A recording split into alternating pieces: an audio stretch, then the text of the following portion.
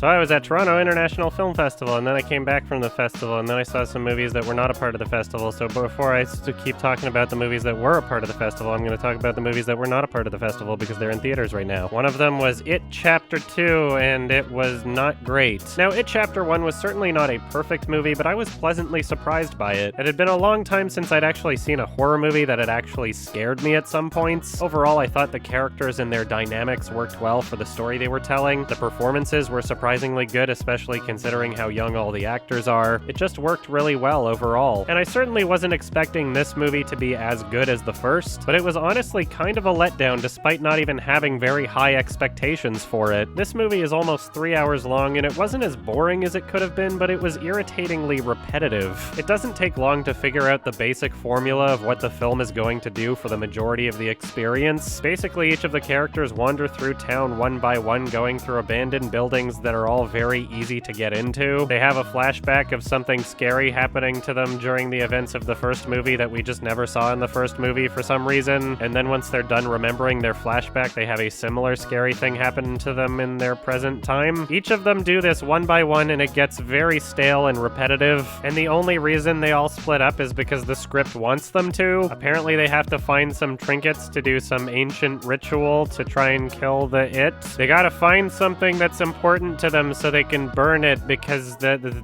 magic. One of them is dead before they start doing this, so they all collect it for him. So why did they have to split up to find their trinkets if they were able to do it collectively for the guy that's not there? I don't know, I've never read the Stephen King novel, so I don't know how faithful this film is to that, but I really hated the direction they took the story. Quite honestly, a copy-paste version of the original with the same characters would have worked better than this, and in some ways it kind of was. Not only was the plot repetitive, but each of the scares were too. There was a basic formula of setting up a scene with anticipation of fear, and then the character is like, oh, I guess it's nothing, and then they scare you with a jump scare. It was like every single time, and when that's all you have to offer in a 3-hour-long movie, it gets kind of predictable. Now, I love fantasy horror, and that's part of why I enjoyed the original so much, but even the concepts for the scares in this film were really lame. Much of it was really obviously fake computer animation, much of it looked really goofy and laughable. I wasn't scared by anything, and that kind of sucks when you're watching a horror movie. And I think one of the biggest reasons why I wasn't scared by this movie, and one of the reasons why I kind of hate this movie, is that they didn't take it seriously at all. Whether it's the writing, the acting, and even the editing, it made it seem as though the people who made this thought it was one big joke. There are so many attempts at humor that just did not work. There were points in the film where I was flabbergasted trying to understand what they were going for. If the filmmakers cannot take this seriously, then how am I supposed to be able to? It was kind of a mess. I guess now I'll talk about some spoilery things, so if you don't want to hear those, just click to this point in the video. There's your warning. 3, 2, 1. For some reason, they thought it was necessary to bring back old rivalries from the first film. One of the characters is now institutionalized, and the ghost of his friend gives him a knife so he can break out and try to kill the main characters. The motivations were already pretty flimsy at best, but then it just didn't amount to anything. They could have cut him out of the entire movie and nothing would be different. The whole plot is just so stupid. So all of these characters completely forget everything that happened in this town, but they remember that they made a pact to go back. All of them completely drop everything in their lives and go back to this town as though what they're going back to is extremely important. But none of them remember the it thing, so they just assumed that whatever it was that they couldn't bother to remember was super, super important. By the end of the movie, when they kill the it also feels very stupid. In the first film, it had something to do with them convincing themselves not to be scared of it,